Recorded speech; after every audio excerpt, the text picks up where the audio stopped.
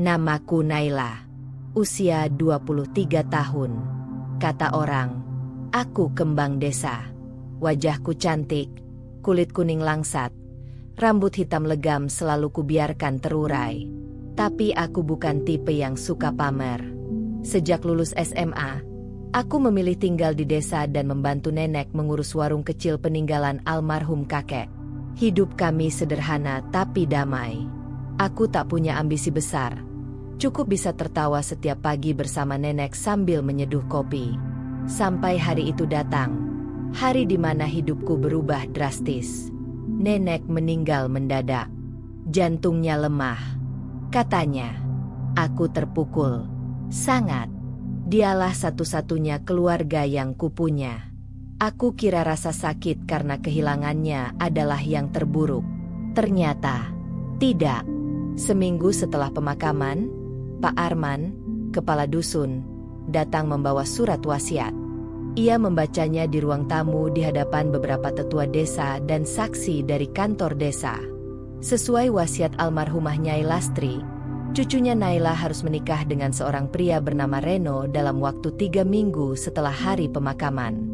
Jika tidak, rumah dan seluruh tanah warisan akan jatuh ke tangan desa dan tidak bisa diwariskan.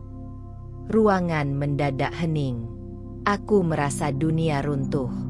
Apa maksudnya? Siapa itu Reno? Suaraku meninggi, nyaris histeris. Pak Arman menyerahkan sebuah foto usang.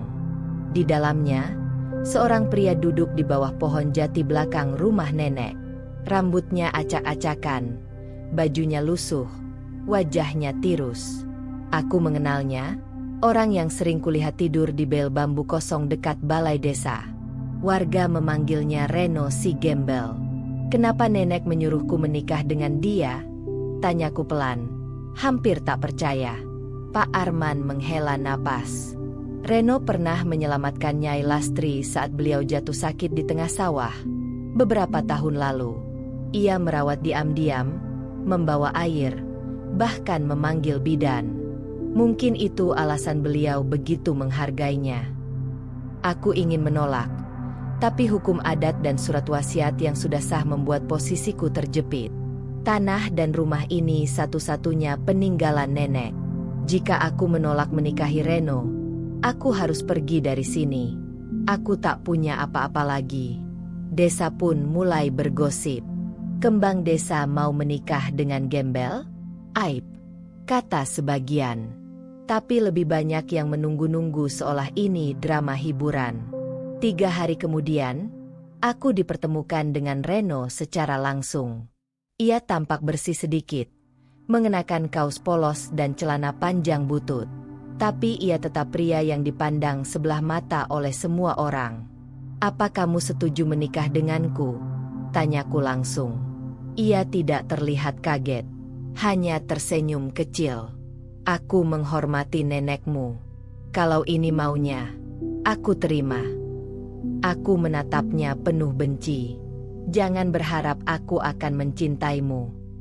Aku tidak pernah berharap apa-apa darimu, balasnya tenang.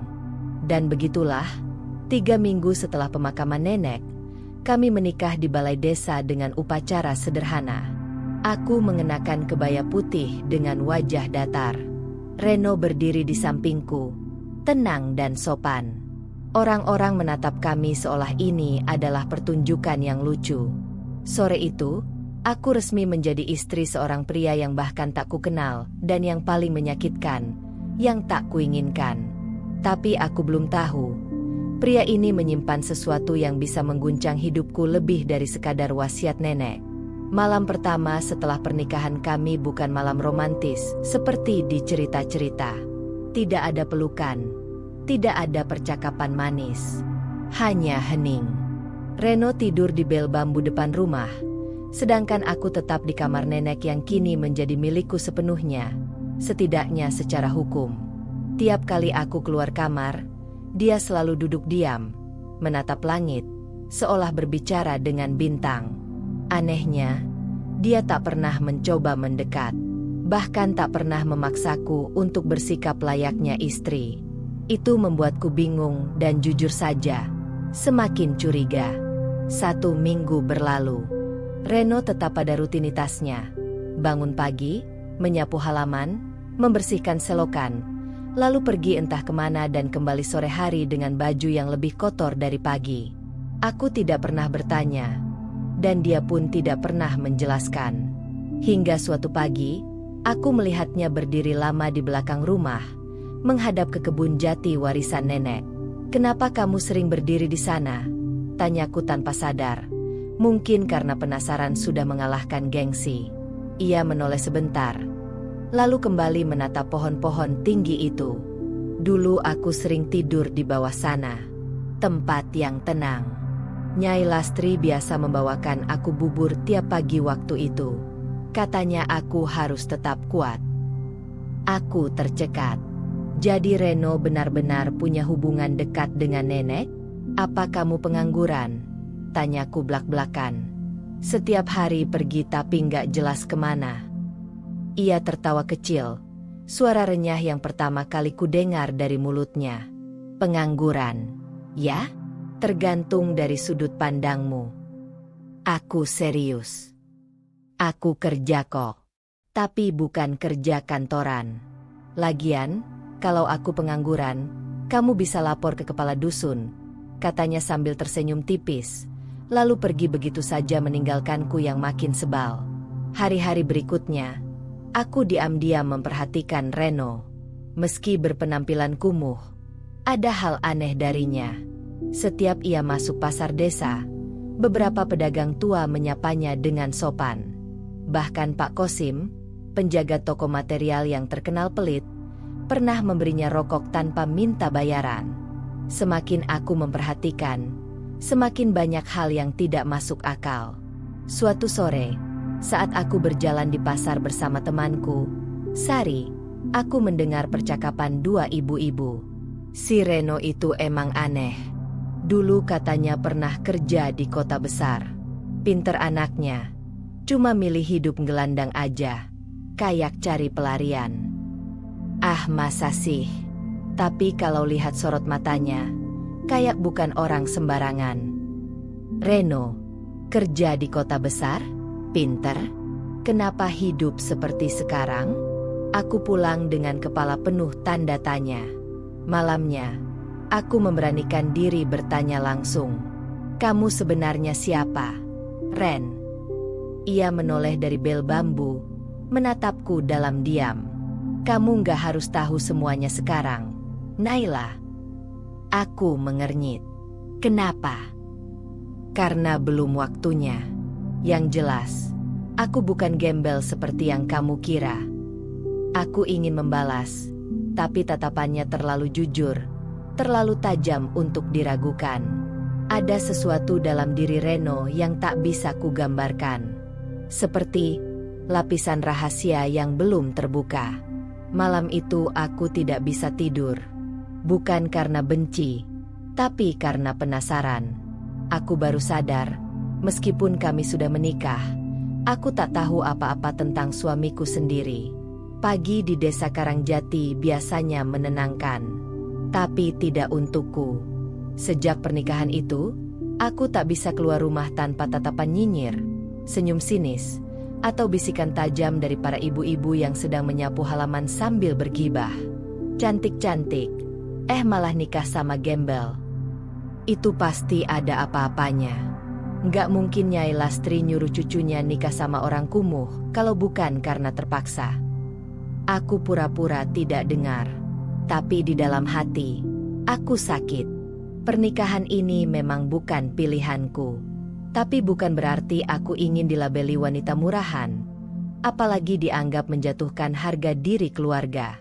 Yang paling membuatku kesal, Reno tampak tidak terganggu sama sekali. Ia masih melakukan rutinitasnya dengan tenang. Kadang bahkan membantu warga bersih-bersih musala tanpa diminta. Warga mulai membicarakan kebaikannya, tapi tetap saja status gembel itu belum hilang. Aku sendiri tak tahu harus bersikap seperti apa. Di satu sisi, aku masih menyimpan marah dan rasa malu. Tapi di sisi lain, aku mulai melihat sisi-sisi aneh dari Reno yang membuatku bingung. Ia terlalu tenang, terlalu sabar, dan terlalu tidak sesuai dengan tampangnya. "Kenapa kamu gak marah, sih?" tanyaku suatu malam saat kami makan malam di beranda. Nasi goreng buatan sendiri karena aku malas memasak. "Marah soal apa?" "Soal semua orang yang ngomongin kamu." Ia mengangkat bahu. "Aku udah kebal. Lagi pula, mereka nggak tahu siapa aku sebenarnya." Aku menatapnya tajam. "Kenapa kamu terus bilang begitu? Siapa kamu sebenarnya?" Ia hanya tersenyum. Lagi-lagi, senyuman yang mulai membuatku ingin melempar sendok. Malam itu, aku menulis di buku harian lama peninggalan ibuku. Hal yang sudah lama tak kulakukan. Di dalamnya kutulis, aku menikah dengan orang yang bahkan tidak kukenal. Aku tidur di rumah yang seolah masih milik nenek, tapi rasanya asing. Hatiku kosong. Setiap hari aku pura-pura kuat, tapi sesungguhnya aku muak. Bahkan aku merasa aku bukan diriku lagi. Keesokan harinya, aku mendapati buku itu dipindahkan dari atas meja ke laci meja rias. Padahal aku yakin menaruhnya di luar malam sebelumnya. Aku segera menemui Reno yang sedang menyiram bunga mawar di halaman. "Kamu baca buku harianku?" Dia berhenti menyiram. Menoleh. "Enggak." Aku lihat bukunya terbuka. Jadi aku simpan di dalam. Takut kena hujan. Mataku menatapnya curiga. Tapi ekspresinya datar, tulus. Aku kehilangan kata. Beberapa hari kemudian, Reno memberiku kejutan kecil. Sebuah pot kecil berisi tanaman lavender.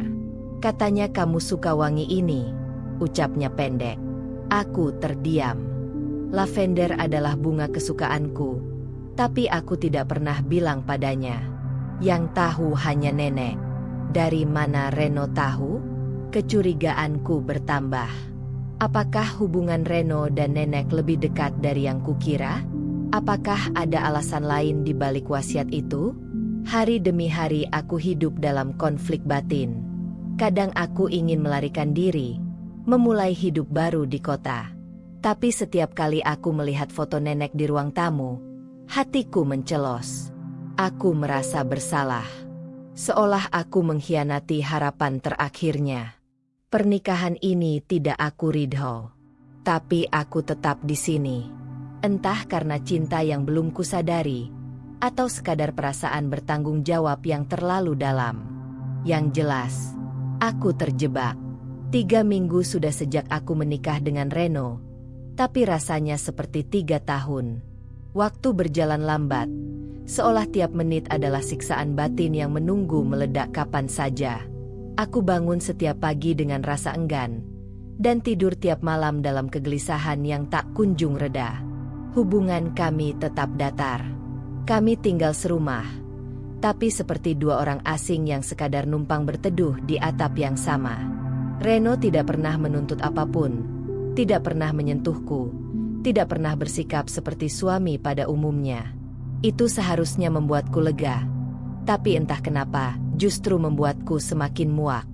Bukan hanya karena dia tidak menyentuhku, tapi karena aku merasa seperti hidup berdampingan dengan bayangan pria misterius yang terlalu tenang untuk ukuran seorang yang dicemooh seluruh desa.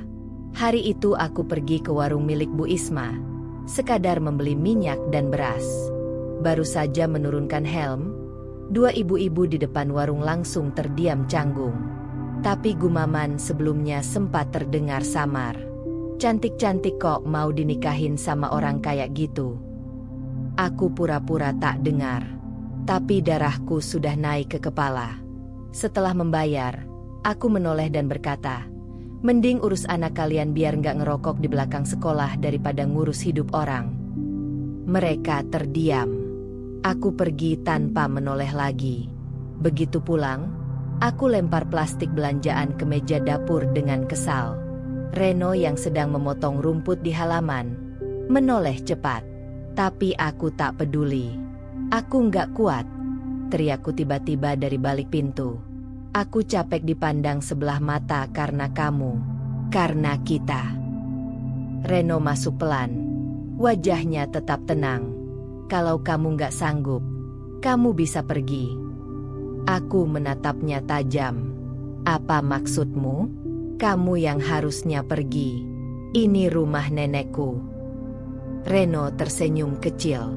Tapi nenekmu yang meminta pernikahan ini terjadi. Dan kamu tahu itu. Aku memukul meja.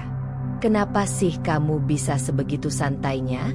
Dihina, direndahkan, dipandang rendah. Kamu nggak marah, Ren? Ia mengangkat kepala dan menatapku tajam. Kali ini untuk pertama kalinya. Tatapan itu dalam, menusuk. Aku marah. Tapi aku belajar tidak menunjukkan semuanya. Dulu hidupku lebih dari ini. Lebih baik dari ini. Tapi aku kehilangan semuanya. Termasuk harga diriku. Yang aku punya sekarang hanya satu. Janji kepada almarhumah nenekmu. Aku terdiam. Aku nggak maksa kamu mencintaiku. Tapi aku akan tetap ada di sini sampai waktu yang ditentukan. Setelah itu, kalau kamu masih benci, aku akan pergi. Hari-hari berikutnya jadi makin berat. Gosip terus beredar. Beberapa sepupu jauh mulai datang menemuiku. Pura-pura peduli. Kenapa kamu nggak cerai aja, Nay? Masih muda. Kamu bisa nikah sama orang kota, kata Ratih, sepupu dari pihak ibu yang paling suka pamer pencapaian anaknya. Aku menghormati nenek, jawabku datar. Tapi masa depanmu, Nay? Aku menoleh. Masa depan itu nggak selalu harus mewah. Kadang cukup dengan damai. Sayangnya, aku belum dapat keduanya. Mereka terdiam. Dan aku kembali pulang dengan hati yang tambah sesak. Suatu malam, hujan turun deras. Listrik padam. Aku duduk di depan tungku dengan lampu minyak. Reno mendekat, membawa satu panci berisi sup jagung. Kamu belum makan, katanya pendek. Aku nggak lapar. Kalau kamu pingsan, yang repot aku. Aku meliriknya sejenak, lalu menyerah. Aku ambil semangkuk kecil dan makan pelan-pelan. Rasanya lebih enak dari dugaanku. Kamu yang masak? Iya. Kamu bisa masak? Tanyaku heran. Reno tersenyum. Dulu aku tinggal sendiri di kota. Kalau nggak bisa masak, mati kelaparan. Aku ingin bertanya lebih banyak, tapi aku tahan. Malam itu aku tidur lebih cepat dari biasanya. Dan anehnya lebih tenang. Tapi rasa muak itu belum hilang. Aku masih merasa malu. Masih marah pada dunia. Masih marah pada diri sendiri. Namun untuk pertama kalinya, aku mulai bertanya dalam hati. Apa benar aku membenci Reno? Atau aku hanya takut menerima kenyataan bahwa mungkin aku salah menilainya sejak awal? Pagi itu, seperti biasa, aku bangun lebih dulu dari Reno. Tapi anehnya, bel bambu tempatnya tidur kosong. Aku pikir dia ke sungai atau pasar. Tapi hingga menjelang siang, ia belum juga pulang. Tak biasanya seperti itu. Karena gelisah, aku bertanya pada Pak Harjo, tetangga yang rumahnya hanya selemparan batu dari kami. Oh, si Reno tadi pagi naik motor ke arah timur. Mbak, pakai jaket kulit. Saya kira orang kota mana. Aku terbelalak. Motor? Jaket kulit? Reno? Selama ini, Reno hanya punya sandal jepit usang dan celana jeans robek yang itu-itu saja. Dari mana dia punya motor? Dan sejak kapan dia punya jaket? Penasaran, aku menyusul ke pasar. Aku bertanya ke beberapa pedagang. Salah satu dari mereka, Bu Nanik, memberiku informasi yang lebih mengagetkan. Loh, Mas Reno itu sering bantu kami ngangkut sayur ke distributor. Loh, dia sering bawa pick up. Tapi anaknya itu, ya low profile. Nggak pernah nyombong. Aku seperti ditampar. Pick up? Bawa sayur ke distributor? Jadi dia kerja, bukan sebagai pemulung seperti kata orang? Aku pulang dengan kepala penuh tanda tanya. Sesampainya di rumah, Reno sudah ada di dapur, menyiram tanaman dengan santai. "Kamu dari mana?" tanyaku tanpa basa-basi. "Kerja." "Kerja apa?" Ia diam sebentar. "Aku bantu kirim barang dari petani ke kota. Udah dari sebelum aku ke desa ini." Aku menarik napas panjang. "Kenapa kamu nggak pernah bilang? Kenapa kamu selalu tampil kumuh, kayak gelandangan?" Ia menoleh, kali ini dengan ekspresi serius. "Karena aku ingin tahu siapa yang bisa melihat aku bukan dari tampilan luar. Dan karena nenekmu memintaku hidup sederhana di desa ini, untuk sebuah alasan." "Alasan apa?" Ia tak langsung menjawab, hanya menatapku dalam dan berkata, "Kamu akan tahu, tapi belum sekarang." Sore harinya, aku menemukan sesuatu di laci kamar Reno saat mencuci baju, bukan karena ingin menggeledah, tapi karena ada kaosnya yang bau lumpur. Di dalam laci itu, aku melihat selembar foto. Reno berdiri di depan sebuah rumah mewah bersama seorang pria parubaya berjas dan seorang wanita elegan.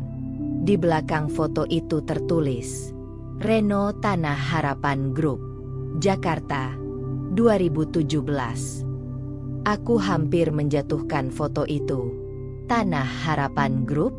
Aku tahu itu. Salah satu perusahaan pengembang properti besar yang punya proyek perumahan sampai ke luar Jawa. Tanganku gemetar. Ini bukan foto sembarangan. Ini semacam potret keluarga atau setidaknya dokumentasi formal. Saat Reno masuk ke kamar, aku langsung menunjukkan foto itu. "Apa maksud semua ini?" Ia menatap foto itu sebentar, lalu duduk di tepi ranjang. "Itu masa lalu yang aku simpan rapat. Tapi sepertinya kamu memang harus tahu lebih awal." Malam itu, Reno menceritakan sebagian kisahnya. Ia dulunya bekerja di Jakarta, di perusahaan milik pamannya. Seorang pemilik lahan dan pengusaha properti besar. Tapi karena konflik keluarga dan sebuah pengkhianatan yang menyakitkan, ia memilih keluar dan pergi mengasingkan diri. "Dan kamu memilih hidup di desa ini? Dengan penampilan seperti itu?" Reno tersenyum miris. "Nenekmu tahu semuanya. Bahkan beliau satu-satunya orang yang menerima aku tanpa bertanya apa-apa. Aku tinggal di kebun jati selama setahun, dan beliau tiap hari mengantarkan makanan. Waktu beliau tahu hidupku hancur, beliau hanya bilang, 'Kalau kamu mau belajar jadi laki-laki sejati, hiduplah sederhana dulu. Kelak, mungkin kamu akan menemukan makna dari cinta yang tidak butuh alasan.'" Aku tercekat. Lalu pernikahan ini? Permintaan terakhir beliau. Karena katanya, kamu perlu belajar mengenal seseorang dengan hati, bukan dengan mata. Aku tak bisa berkata-kata. Reno bukan gembel, bukan pemalas, bukan sosok rendahan seperti yang selama ini kubayangkan. Dan untuk pertama kalinya, aku mulai merasa bersalah. Aku pikir hidupku tak akan makin rumit setelah tahu siapa Reno sebenarnya. Tapi takdir ternyata belum puas mengacak-acak emosiku. Hari itu, aku menerima undangan reuni alumni SMA. Awalnya, aku ragu untuk datang.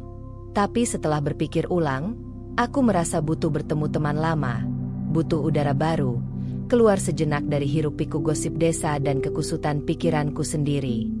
Reno tak banyak komentar saat aku pamit ke kota. Hanya berkata, "Hati-hati di jalan." Seperti biasa, ia tak pernah memaksakan dirinya masuk dalam keputusan-keputusanku. Acara reuni itu digelar di sebuah kafe rooftop di pusat kota. Mewah, modern, musik jazz lembut mengalun, dan wajah-wajah lama menyambut dengan pelukan dan candaan. Semuanya terlihat berhasil. Ada yang sudah jadi dokter, pengusaha, dosen, bahkan selebgram. Lalu aku melihatnya. Dimas. Dulu, dia adalah pacar SMA-ku.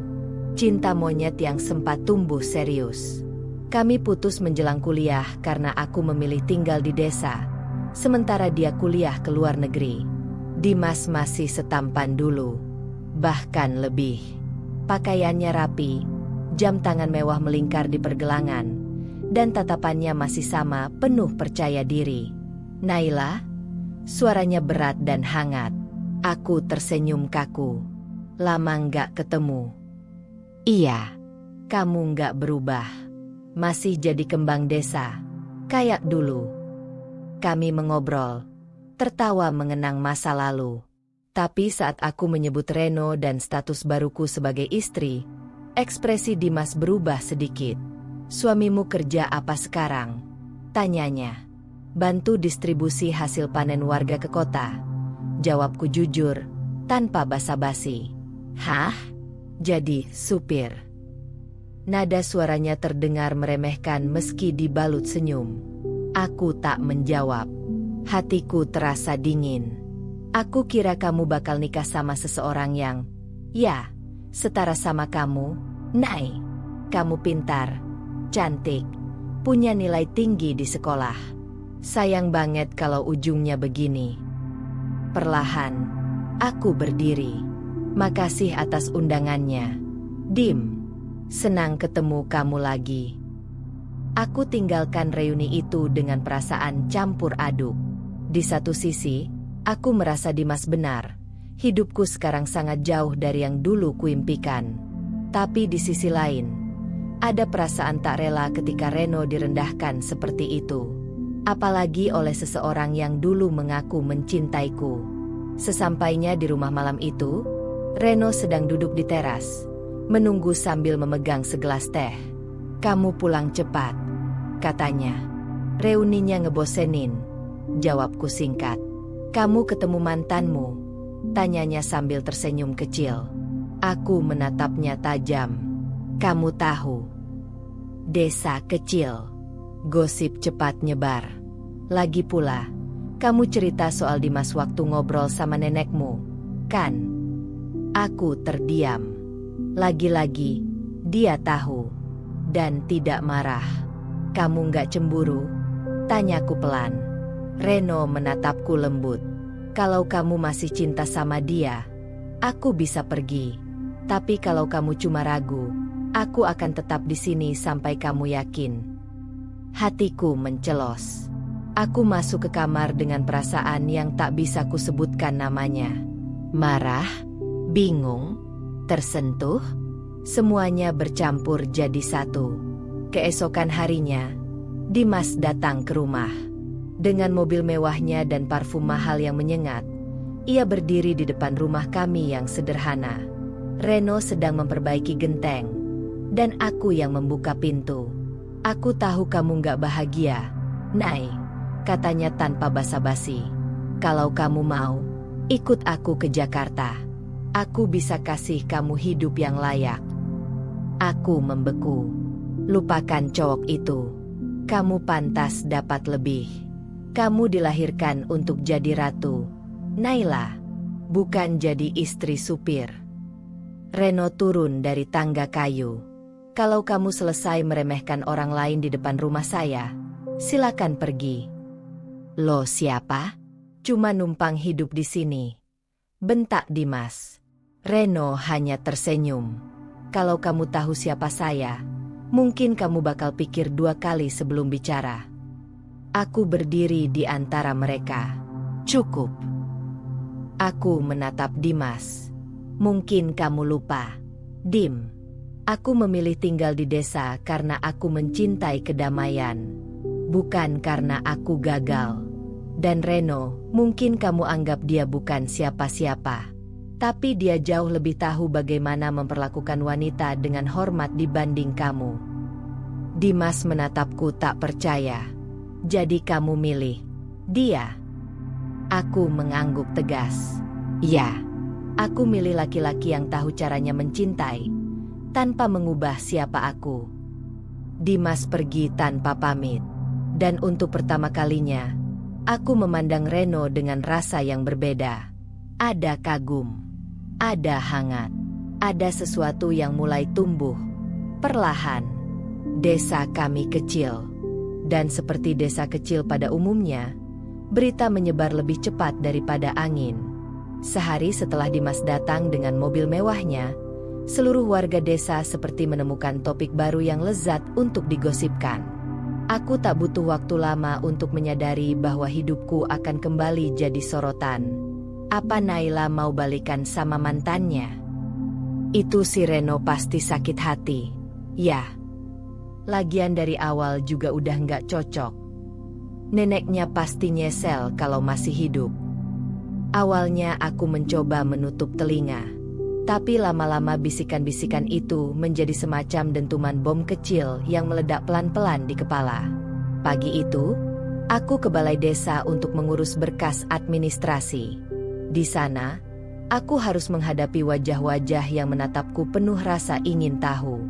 Beberapa pura-pura menyapa dengan senyum plastik. "Hai, Nai. Udah pulang dari kota?" "Ya. Kemarin aku lihat mobil bagus banget di depan rumahmu." "Siapa tuh?" "Suamimu baik-baik aja, kan?"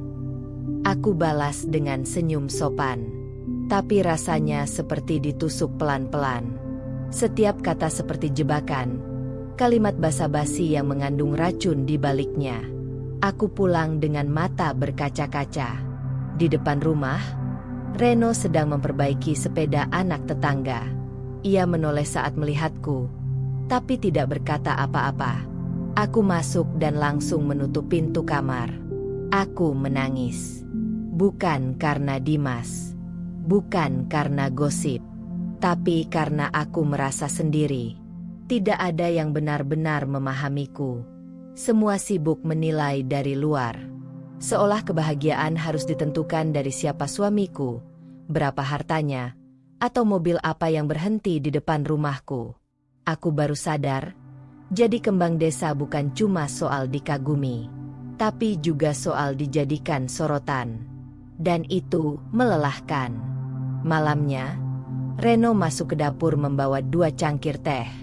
Ia menaruh satu di depanku yang sedang diam di meja makan. "Kamu kelihatan lelah." Aku mengangguk pelan. "Aku capek, Ren. Aku capek jadi bahan omongan. Aku capek harus kuat sepanjang waktu." "Kamu nggak harus kuat, Naila. Cukup jujur sama diri sendiri." Aku menatapnya. "Kenapa kamu tetap di sini? Setelah semua ini? Setelah kamu tahu aku bahkan sempat mempertimbangkan Dimas lagi?" Reno menyesap tehnya. "Karena aku nggak mencintaimu karena kamu sempurna. Aku mencintaimu karena kamu manusia. Dan manusia bisa salah, bisa lemah, bisa ragu." Dadaku bergetar mendengarnya berkata begitu. Aku tak menjawab. Tapi untuk pertama kalinya, aku tak ingin berdebat, tak ingin lari. Aku hanya ingin diam di sana, bersama seseorang yang tak pernah memaksaku menjadi siapa-siapa. Tapi desa tak berhenti. Gosip makin menjadi-jadi. Bahkan orang tuaku mulai bertanya, "Naila, kamu serius sama Reno? Dia bukan dari keluarga kita." Orang-orang bicara. "Nak." Ibuku menangis. Ayahku diam tapi menatap tajam. Aku tahu mereka malu. Aku tahu mereka peduli. Tapi aku mulai muak. Pak, kalian tahu siapa yang paling peduli saat aku nggak punya siapa-siapa?" "Reno. Bukan orang-orang yang sekarang banyak bicara itu. Bukan juga Dimas yang cuma bisa kasih janji." "Kamu buta, Naila." "Bukan aku yang buta. Kalian yang terlalu takut pada pendapat orang lain." Akhirnya aku keluar dari rumah orang tuaku dengan dada sesak. Aku berjalan pulang malam-malam. Dan ketika sampai di rumah, Reno menungguku di teras. Seperti biasa, tanpa berkata apa-apa, aku duduk di sebelahnya, lalu bersandar perlahan di bahunya. "Ren." Kalau semua orang benci kita, kamu tetap di sini, kan? Ia memelukku pelan. Aku bukan di sini karena mereka. Aku di sini karena kamu. Air mataku tumpah. Untuk pertama kalinya, aku merasa tidak sendiri. Desa itu bisa kejam kalau kamu terlihat berbeda. Tapi kadang, hanya butuh satu momen untuk membungkam ribuan bisik tak berarti. Dan hari itu akhirnya datang. Pagi-pagi, Reno mengajakku ke balai desa. Ada rapat warga soal perbaikan irigasi. Aku ingin kamu ikut, katanya sambil memakaikan helm ke kepalaku. Biasanya, aku enggan pergi ke tempat ramai sejak gosip melanda. Tapi entah kenapa, kali ini aku menuruti Reno tanpa banyak tanya. Saat kami tiba di balai desa, ruangan sudah penuh. Warga duduk melingkar, membahas pipa bocor, tanah longsor di sawah, dan dana yang tak cukup untuk membiayai semuanya. Suara-suara sumbang kembali muncul. Kita perlu bantuan dari luar. Kalau ada investor atau juragan yang mau bantu, bagus. Sayangnya nggak ada orang kaya di desa ini. Reno berdiri. Suaranya tenang tapi tegas. Saya bersedia membantu. Saya bisa bantu perbaikan saluran air, bahkan bantu petani agar hasil panen bisa dijual langsung ke kota tanpa lewat tengkulak. Semua mata menoleh. Hening. Lalu seseorang berseru sinis. Loh, ini Mas Reno yang katanya gembel itu. Suara tawa kecil terdengar. Reno tetap tenang. Kalau kalian butuh bukti, ini proposal sistem distribusi yang saya susun. Sudah saya terapkan di 2 desa lain. Dan ini salinan akta kepemilikan gudang dan kendaraan pengangkut milik saya. Dia mengeluarkan dokumen dari tas hitam kecil yang selama ini aku kira hanya berisi catatan biasa. Kepala desa membolak-balik berkas itu dengan ekspresi terkejut. Mas Reno, ini serius. Dokumennya resmi semua, Pak. Tanah Harapan Group? Ini kan perusahaan besar. Warga mulai berbisik-bisik, tapi kini nada suaranya berbeda. Kagum. Terheran-heran. Aku berdiri terpaku. Walau aku sudah tahu sebagian rahasia Reno, aku belum pernah melihatnya seprofesional itu. Tegas, percaya diri, dan sangat meyakinkan. Reno menatap sekeliling. Selama ini saya diam karena saya ingin hidup tenang. Tapi kalau suara saya bisa membantu desa ini jadi lebih baik, saya siap turun tangan. Kepala desa mengangguk mantap. Kita terima bantuan Mas Reno. Tapi, boleh saya tanya satu hal terakhir? Tentu, Pak. Kenapa kamu mau tinggal di desa ini, menyamar sebagai orang biasa, bahkan rela dihina dan dipandang sebelah mata? Reno menatapku sejenak. Lalu ia tersenyum. Karena saya ingin tahu siapa yang bisa melihat hati saya, bukan dompet saya. Sepulang dari balai desa, rumah kami jadi ramai. Tetangga yang dulu sinis kini datang membawa makanan, tersenyum manis, dan berbicara hangat.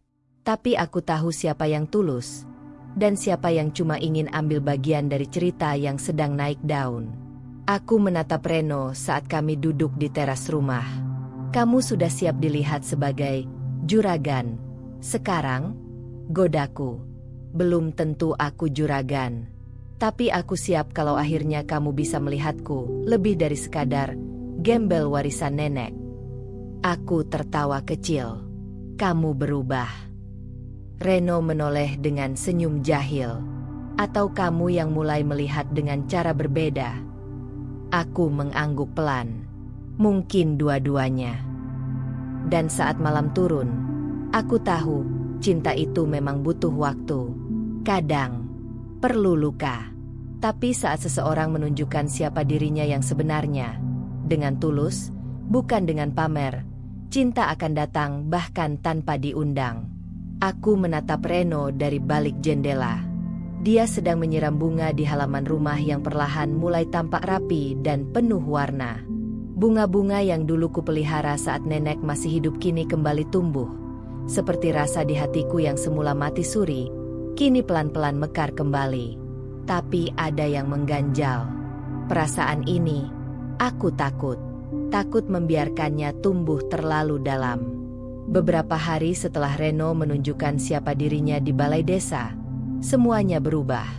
Warga mulai menghormatinya. Bahkan beberapa pemuda desa ikut bekerja membantu proyek perbaikan irigasi yang ia sponsori. Aku justru mulai merasa canggung. Aku harus ke kota 3 hari untuk mengurus logistik proyek, katanya suatu pagi. Kamu mau ikut? Aku menggeleng. Aku ada urusan di sini. Padahal, tak ada yang lebih penting dari waktu bersamanya. Tapi aku butuh waktu, butuh jarak, untuk berpikir, untuk menata ulang perasaanku yang mulai tak bisa diatur. Setelah Reno pergi, rumah terasa sepi. Tapi lebih dari itu, hati terasa kosong.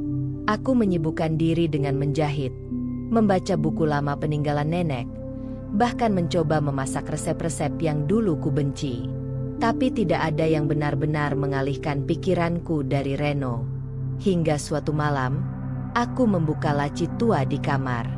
Laci yang sudah bertahun-tahun tak kubuka. Di dalamnya, ada satu surat. Surat dari nenek. Tulisan tangannya khas, runcing, tegas, tapi penuh kehangatan. Naila sayang, jika kau membaca surat ini, berarti kau sudah menikah dengannya. Aku tahu kau pasti marah karena aku memaksamu. Tapi percayalah, kadang cinta datang dalam wujud yang tak kita sangka. Aku hanya ingin kau menemukan seseorang yang mencintaimu, bukan memilikimu. Yang menunggu, bukan mengejar. Yang memahami, bukan menuntut. Dan kupikir, kau akan menemukannya dalam lelaki itu. Jangan terlalu cepat menilai. Dan jangan takut membuka hatimu. Nenek. Air mataku jatuh satu persatu. Surat itu seperti suara lembut nenek yang hadir di kamarku, menepuk pundakku, dan memeluk luka-luka yang kusimpan dalam diam. Keesokan harinya, Dimas kembali mengirim pesan. Satu kalimat pendek. Aku masih di kota. Kalau kamu berubah pikiran, aku tunggu. Tanpa pikir panjang, aku menghapus pesan itu. Lalu menatap pantulan diriku di cermin. Aku bukan Naila yang dulu, bisikku. Saat Reno pulang 3 hari kemudian, aku menyambutnya dengan secangkir kopi yang kubuat sendiri. Kopi yang dulu hanya ia seduh sendiri karena aku malas melakukannya. Ia tampak kaget, tapi bahagia. Kamu baik-baik aja di sini? Tanyanya sambil duduk di teras. Aku mengangguk. Ren, kalau suatu hari kamu pergi, apa kamu akan kembali? Ia menatapku dalam-dalam. Kenapa tanya begitu? Aku menghela napas. Karena aku mulai takut kehilangan. Jadi kamu sudah mulai peduli? Ia tersenyum, setengah menggoda. Aku menunduk. Malu. Kalau kamu mulai takut kehilangan, naik itu tandanya kamu mulai mencinta. Aku terdiam. Dan untuk pertama kalinya, aku tak menyangkalnya. Malam itu, saat aku berbaring di kamar, aku tahu hatiku tak lagi sama. Rasa yang dulu hanya berupa rasa bersalah karena menikahi orang yang tak kuinginkan, kini berubah menjadi sesuatu yang jauh lebih rumit, lebih hangat, dan lebih menakutkan. Cinta ternyata tak datang dengan dentuman. Ia datang dengan sunyi, dengan sabar, dan dengan diam yang membuatmu berpikir ulang tentang segalanya. Aku mulai mencintai Reno, dan itulah yang paling kutakutkan. Karena semakin kita mencintai seseorang, semakin besar rasa takut kehilangan itu. Pagi itu aku bangun dengan perasaan ringan. Untuk pertama kalinya sejak pernikahan kami, aku merasa bahagia. Kupikir akan menemukan Reno di dapur, menyiapkan teh seperti biasanya. Tapi tak ada siapa-siapa. Meja makan kosong. Cangkir teh yang biasanya sudah terisi, hari ini tak ada di tempatnya. Aku keluar ke halaman. Sepi. Sepeda motornya tidak ada. Kupikir ia hanya keluar sebentar. Tapi hingga matahari tergelincir ke barat, Reno belum kembali. Aku mencoba meneleponnya. Tak aktif. Kukirim pesan. Tak dibaca. Ren, kamu kemana? Hari mulai gelap. Aku gelisah. Mondar-mandir di teras rumah. Warga yang lewat hanya mengangguk sopan. Tak tahu bahwa dadaku kini sesak oleh pertanyaan. Kenapa Reno menghilang tanpa pamit? Kupanggil beberapa tetangga dekat. Tapi tak ada yang melihatnya pergi. Akhirnya aku mendatangi Pak Rudi, kepala desa. Pak, maaf. Apakah Reno sempat bilang kemana dia pergi? Pak Rudi mengernyit. Loh? Saya pikir dia di rumahmu. Kemarin dia sempat bilang proyek akan dimulai minggu depan. Nggak bilang apa-apa soal pergi. Aku makin bingung. Reno bukan tipe orang yang hilang begitu saja. Dia selalu pamit. Bahkan untuk urusan kecil. Sesuatu terasa salah. 3 hari berlalu. Tak ada kabar. Teleponnya tetap tak aktif. Rumah sunyi. Bahkan tanaman yang biasanya ia siram tiap pagi mulai layu. Hari keempat, aku nyaris tak makan. Aku duduk di kamar, memeluk bantalnya, berharap ada jejak aroma tubuhnya yang tersisa. Air mataku tak bisa ditahan lagi. Reno, kenapa kamu pergi? Aku mulai mempertanyakan segalanya. Apa aku terlalu jujur soal perasaanku kemarin? Apa ia takut? Atau justru, apakah semua ini rencana? Kecurigaan yang kejam mulai menghampiri pikiranku. Apakah Reno benar-benar tulus? Atau semua ini bagian dari permainan? Tapi hatiku menolak percaya. Aku kenal dia. Aku tahu ketulusannya. Aku merasakan itu dari cara dia menatapku. Dari diamnya yang berbicara lebih dari 1000 kata. Dia tidak akan pergi begitu saja, kecuali ada sesuatu yang dia sembunyikan. Hari kelima, seseorang mengetuk pintu. Seorang kurir berdiri di depan rumah. Ia menyerahkan amplop besar bersegel. Ini untuk Bu Naila, dari Bapak Reno. Tanganku gemetar saat menerimanya. Setelah kurir pergi, aku membuka amplop itu perlahan. Di dalamnya hanya ada satu surat. Naila, maaf karena aku pergi tanpa pamit. Aku tidak ingin kau menungguku tanpa kepastian. Aku harus menyelesaikan sesuatu yang belum selesai dari masa laluku. Kalau aku tak kembali dalam 7 hari, anggap aku tak layak menjadi bagian dari hidupmu. Tapi kalau aku kembali, aku harap kamu masih menungguku. Reno. Surat itu jatuh dari tanganku. Aku terduduk di lantai. Tak mampu berkata apa-apa. Tanganku menggenggam erat pinggiran kain baju. Mencoba menenangkan dada yang bergemuruh. 7 hari? Apa maksudnya? Apa yang harus dia selesaikan? Kenapa aku tak tahu apa-apa?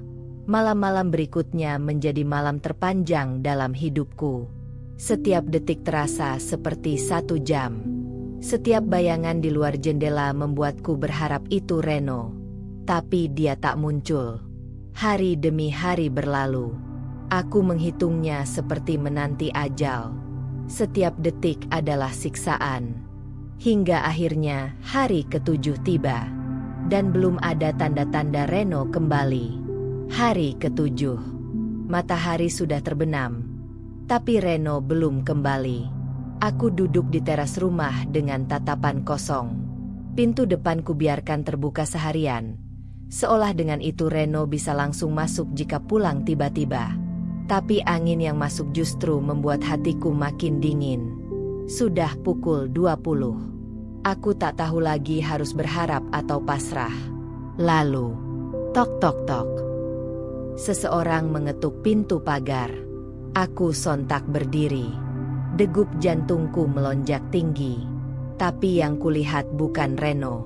Seorang pria tua dengan jas coklat rapi berdiri di sana. Rambutnya putih, tapi raut wajahnya tegas. "Permisi, apakah ini rumah Bu Naila?" tanyanya sopan. "Iya, ada yang bisa saya bantu?" "Saya pengacara keluarga almarhumah Ibu Salma, nenek Anda.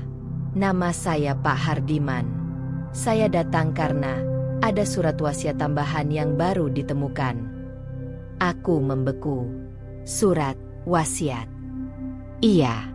Sepertinya beliau menulis ini beberapa hari sebelum wafat, tapi terselip di kotak penyimpanan lama yang baru kami buka minggu lalu. Saya mohon waktunya. Aku mempersilakannya masuk. Tanganku gemetar saat membuka surat itu. Kertasnya tua, tapi tinta tulisan tangan nenek masih jelas terbaca. "Naila cucuku, jika kau menerima surat ini, berarti Reno sudah membuatmu menunggu. Mungkin kau bingung, tapi percayalah, aku melakukan ini semua bukan untuk menyakitimu. Ada hal yang Reno belum pernah ceritakan padamu. Dan surat ini bukan hanya untukmu, tapi juga untuknya. Kau pasti bertanya-tanya, kenapa harus dia? Kenapa seorang lelaki misterius seperti Reno, dan bukan orang lain? Karena Reno adalah anak dari sahabat masa mudaku, Bapak Arman, juragan tanah yang menyelamatkan keluargaku dari kebangkrutan 25 tahun lalu.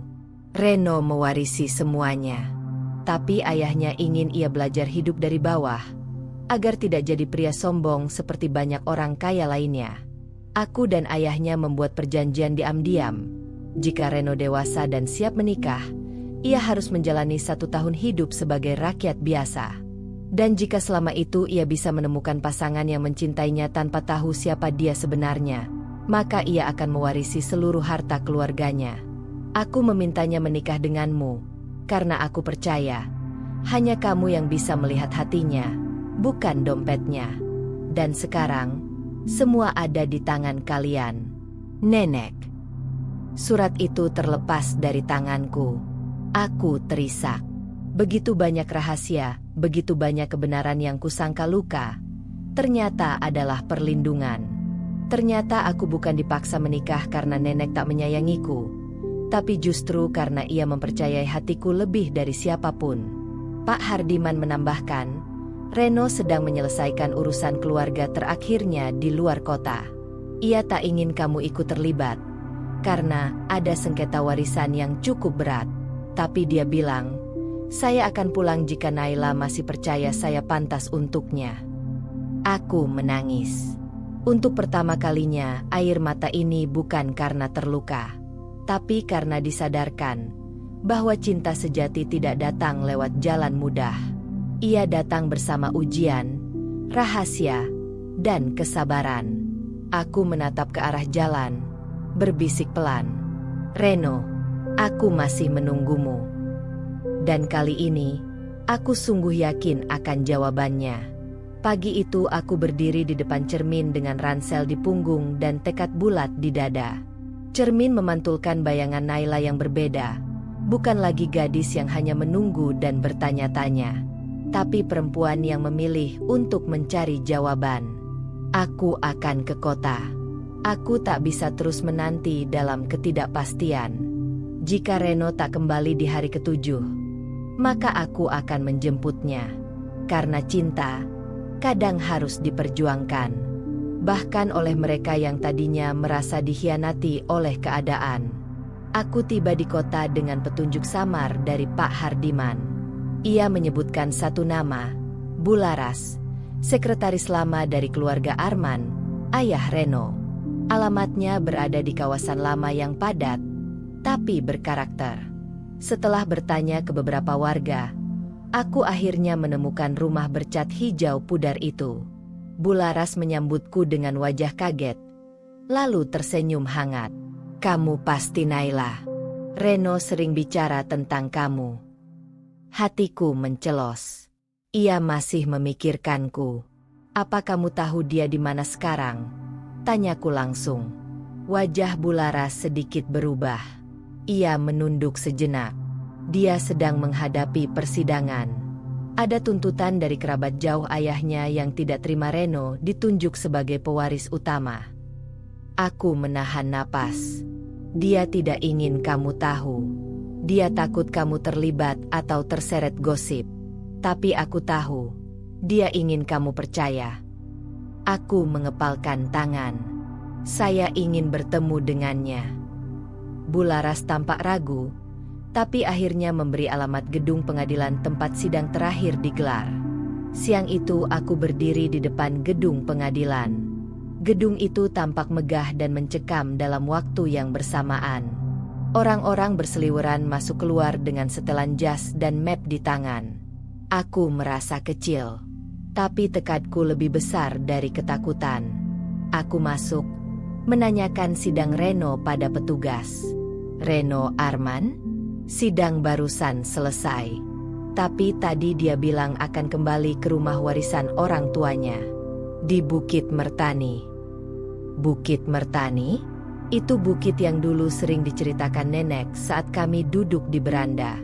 Konon, tempat itu punya nilai sejarah bagi keluarga Arman, sekaligus jadi tempat favorit nenek saat muda. Tanpa pikir panjang, aku segera naik ojek online menuju sana. Perjalanan menuju Bukit Mertani butuh waktu hampir 2 jam. Jalanan menanjak, dan udara makin dingin. Tapi begitu aku sampai di puncak, semuanya terasa hangat. Sebuah rumah besar berdiri megah di tengah perkebunan teh. Rumah itu seperti keluar dari cerita dongeng.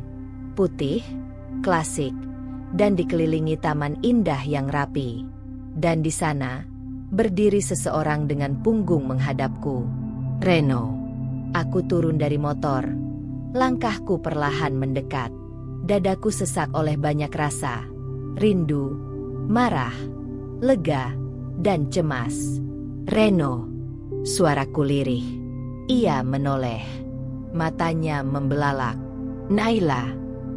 Ia mendekat cepat, lalu berhenti tepat di depanku. Apa yang kamu lakukan di sini? Aku mencari jawaban, jawabku, dan aku menemukan lebih dari itu. Ia terdiam, matanya berkaca-kaca. Aku minta maaf karena membuatmu menunggu. Nai, aku hanya ingin melindungimu dari semua ini. Dunia keluargaku bukan dunia yang mudah.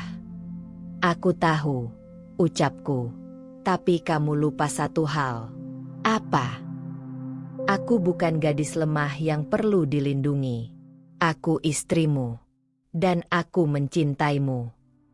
Kata-kata itu akhirnya keluar. Dan entah kenapa, aku tak lagi takut mengakuinya. Reno memejamkan mata, lalu menarikku ke pelukannya. Kamu datang saat aku hampir menyerah. Dan di tengah senja yang menggantung malu-malu di langit bukit, dua hati yang pernah gamang akhirnya menemukan rumah. Di kejauhan, taman bunga yang mekar di sekitar rumah warisan itu berayun lembut diterpa angin. Seolah ikut menyambut Naila, kembang desa yang akhirnya menemukan tempatnya di hati pria yang sejak awal sudah ditakdirkan untuknya. 3 hari setelah pertemuan di Bukit Mertani, hidupku terasa seperti mimpi yang terlalu manis untuk jadi nyata. Aku masih belum terbiasa bangun di kamar besar bergaya klasik Eropa, dengan jendela tinggi yang menghadap ke kebun teh dan lantai kayu yang mengilap. Semua terasa asing, tapi juga menghangatkan. Rumah ini milik keluarga Reno. Tepatnya, milik Reno sekarang. Reno memperkenalkanku pada seluruh staf rumah itu. Ada Pak Gino sang kepala pelayan, Bu Raras juru masak, dan bahkan supir pribadi, Pak Doni, yang sudah bekerja untuk keluarga Arman selama 20 tahun. Mereka semua menyambutku dengan senyum hangat dan penuh hormat. Jadi ini istri Tuan Reno, ucap Bu Raras sambil menyorongkan teh hangat padaku. Cantik sekali, cocok dengan Tuan. Aku masih sering tersipu setiap kali mereka memanggilnya Tuan. Bagiku, dia masih Reno yang sama, pria misterius dengan baju lusuh yang dulu kuanggap gembel. Tapi di sini, semua orang memandangnya seperti seseorang yang penting. Dan memang benar, dia penting. Sore itu Reno mengajakku ke ruang keluarga yang dipenuhi foto-foto lama. Ia menunjuk satu foto besar yang tergantung di atas perapian. Di sana, terlihat seorang pria berwajah tegas mengenakan jas abu-abu elegan, berdiri bersama seorang wanita yang kukenal betul. Nenek, itu ayahku, dan nenekmu, waktu muda, ujar Reno. Aku membeku di tempat. Mereka, sedekat itu. Reno mengangguk. Ayah sering bilang, tanpa Ibu Salma, mungkin keluarga kami sudah lama jatuh. Beliau tak hanya teman bisnis, tapi juga satu-satunya yang benar-benar mengerti filosofi hidup keluarga kami. Aku tersenyum getir. Nenek tidak pernah cerita banyak tentang masa mudanya. Beliau hanya ingin kau hidup bebas, tanpa bayang-bayang keluarga besar. Tapi di saat terakhir, dia memilih menyerahkan warisan hubungannya padamu dan padaku. Keesokan harinya, Reno mengajakku menghadiri pertemuan keluarga Arman yang digelar di sebuah ballroom hotel mewah. Disinilah identitasnya akan diumumkan secara resmi sebagai pewaris utama, sesuatu yang sempat disengketakan oleh kerabat jauh. Aku gugup luar biasa. Semua orang berpakaian formal, dan sebagian besar dari mereka melihatku dengan tatapan tak percaya. Mungkin karena mereka tahu aku hanyalah gadis desa, istri dari pria yang mereka sangka tidak lebih dari gembel eksentrik. Tapi Reno tak melepaskan tanganku sedetik pun. Di hadapan para petinggi keluarga dan pengacara, Reno berdiri tegas. Saya, Reno Arman, dengan ini menerima seluruh tanggung jawab sebagai penerus tunggal dari keluarga Arman, sesuai surat wasiat dan keputusan resmi yang sudah melalui proses hukum. Beberapa kerabat terlihat tidak senang, terutama Tante Weni, wanita parubaya yang dulu paling vokal menentang hak waris Reno. Saya tahu saya pernah hidup sederhana, bahkan dianggap aneh, lanjut Reno. Tapi itu semua bagian dari janji saya pada ayah dan pada diri saya sendiri untuk mengenal hidup sebelum memimpinnya. Semua ruangan hening. Lalu ia menoleh ke arahku. Dan wanita di samping saya, Naila, adalah istri saya. Wanita yang memilih mencintai saya tanpa tahu siapa saya sebenarnya. Kilau-kilat kamera menyambar dari berbagai arah. Seketika itu pula, statusku berubah. Bukan lagi kembang desa yang dinikahi gembel, tapi istri seorang juragan tanah, pewaris tunggal keluarga Arman yang punya ratusan hektar lahan, bisnis properti, dan jaringan perusahaan pertanian di seluruh negeri. Malam harinya, aku duduk di balkon rumah mewah itu bersama Reno. Kami memandang langit kota yang kelap-kelip seperti payet gaun pengantin. Aku masih belum percaya, bisikku. Reno menoleh, menggenggam tanganku.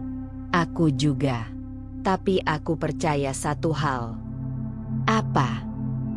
Bahwa kamu mencintaiku saat aku tidak punya apa-apa. Dan sekarang, segalanya adalah milik kita. Aku bersandar di pundaknya. Untuk pertama kalinya, aku merasa berada di tempat yang tepat, dengan orang yang tepat, dalam hidup yang, seaneh apapun jalannya, telah membawaku menuju cinta yang sesungguhnya. Aku mulai terbiasa dengan panggilan Bu Naila. Dulu, di desa, aku dikenal sebagai kembang desa, karena wajah dan sikapku yang katanya manis. Tapi kini, di dunia Reno, dunia para pebisnis dan orang-orang berjas, aku adalah istri seorang juragan tanah, pewaris tunggal keluarga Arman.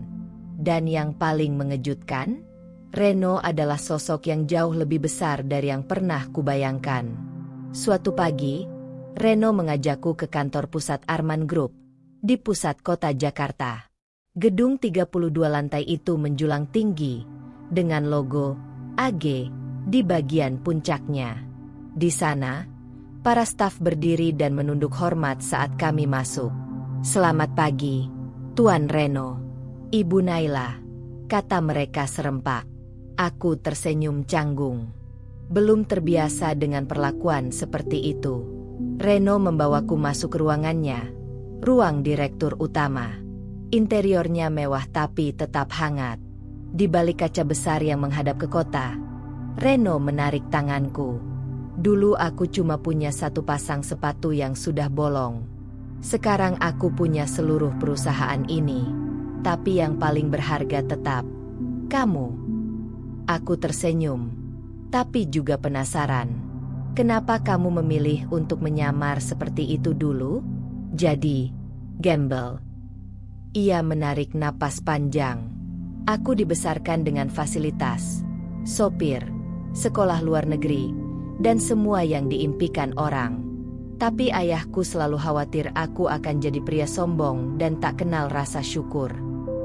Reno menatapku dalam-dalam. Jadi beliau membuat kesepakatan dengan Ibu Salma, nenekmu. Jika aku ingin mewarisi segalanya, aku harus hidup sebagai orang biasa dan menikah dengan wanita yang mencintaiku apa adanya. Tanpa tahu siapa aku, tanpa tahu kekayaanku. Aku terdiam. Dan kamu, Reno melanjutkan dengan suara pelan. Kamu lulus ujian itu, Nay. Kamu bertahan bersamaku saat aku bahkan tak bisa memberikanmu rumah yang layak. Kamu menangis untukku. Kamu mencariku ke kota. Kamu mencintai aku yang sesungguhnya. Air mata menetes tanpa bisa kucegah. Aku mencintaimu, Reno. Bukan karena siapa kamu sekarang, tapi karena siapa kamu saat aku mengenalmu pertama kali. Ia menggenggam tanganku erat. Aku tak akan menyia-nyiakan itu. Namun hidup di dunia baru ini tidak semudah itu. Sebagian orang masih memandangku sebelah mata. Istri bos besar. Tapi, hanya gadis kampung. Aku mendengar desas-desus di balik pertemuan bisnis dan acara gala dinner. Pakaiannya terlalu sederhana. Dia pasti hanya numpang kaya. Kenapa bukan putri dari keluarga terpandang? Awalnya, aku sakit hati. Tapi Reno selalu ada. Kamu tidak perlu berubah jadi seperti mereka, katanya suatu malam. Kamu hanya perlu jadi kamu. Lalu datanglah ujian besar. Perusahaan menerima tawaran merger dari grup asing. Salah satu syaratnya, istri direktur utama harus bersedia muncul di media, aktif dalam program CSR, dan membawa citra internasional. Aku hampir mundur. Tapi Reno menggenggam tanganku lagi dan berkata, kalau kamu belum percaya diri, aku akan berdiri bersamamu, di sampingmu, sampai kamu siap berdiri sendiri. Dan begitulah, aku, Naila dari desa kecil, berdiri di atas panggung konferensi pers, mengenakan kebaya modern karya desainer lokal. Dengan suara sedikit gemetar, aku berkata, nama saya Naila. Saya istri dari Reno Arman. Dan saya percaya, cinta tidak mengenal kasta, tidak mengenal status. Karena cinta, yang tumbuh dari kejujuran, akan menemukan jalannya, bahkan saat dunia meragukannya. Seluruh ruangan hening. Lalu tepuk tangan menggelegar. Di kursi barisan depan, Reno menatapku dengan bangga. Mata kami bertemu. Dan untuk pertama kalinya, aku merasa aku layak. Bukan karena kekayaan Reno, tapi karena aku telah tumbuh menjadi perempuan yang tahu siapa dirinya dan siapa laki-laki yang dicintainya. Di malam hari, saat semua tamu telah pulang, Reno memelukku dari belakang. Kamu lulus ujian terakhir, Nay. Aku tertawa pelan. Ujian jadi istri juragan tanah. Ujian jadi dirimu sendiri. Di tengah dunia yang ingin mengubahmu. Dan malam itu, di balkon hotel tempat kami menginap, kami saling berjanji bahwa cinta ini akan kami jaga. Bukan dengan harta, tapi dengan hati. Pernikahan kami kini sudah berjalan hampir 1 tahun. Aku, Naila yang dulu hanya gadis desa, kini berdiri sebagai istri dari seorang pemimpin perusahaan besar, pendamping pria yang dahulu kukira hanya gembel. Tapi yang paling menakjubkan dari semua ini bukanlah hartanya, Bukan rumah besar atau pesta gala, melainkan bagaimana cinta kami telah tumbuh. Perlahan, tulus, dan tak tergantikan. Pagi ini, matahari menyelinap masuk ke selat tirai kamar kami. Reno masih terlelap di sampingku. Tangannya melingkar lembut di pinggangku. Ku dekap jemarinya dengan lembut. "Pagi, juragan," bisikku pelan. Ia mengerjapkan mata, tersenyum setengah sadar. "Pagi, Bu Juragan." Kami tertawa bersama, seperti dua sahabat yang saling memahami isyarat tanpa harus bicara banyak. Beberapa bulan terakhir, hidup kami mulai tenang. Bisnis berjalan stabil, merger berhasil, dan yayasan sosial yang kami dirikan bersama kini berkembang di banyak daerah. Aku turun langsung mengelola kegiatan pemberdayaan perempuan desa, sebuah bentuk balas budiku pada akar hidupku sendiri. Aku ingin wanita-wanita seperti aku dulu tahu bahwa mereka juga layak didengar, dicintai, dan dihargai. Reno, seperti biasa, tetap sibuk. Tapi kini ia meluangkan waktu lebih sering untuk hal-hal kecil, membuatkan sarapan, menemani aku belanja ke pasar tradisional, bahkan ikut turun ke kebun saat kami pulang kampung ke desa.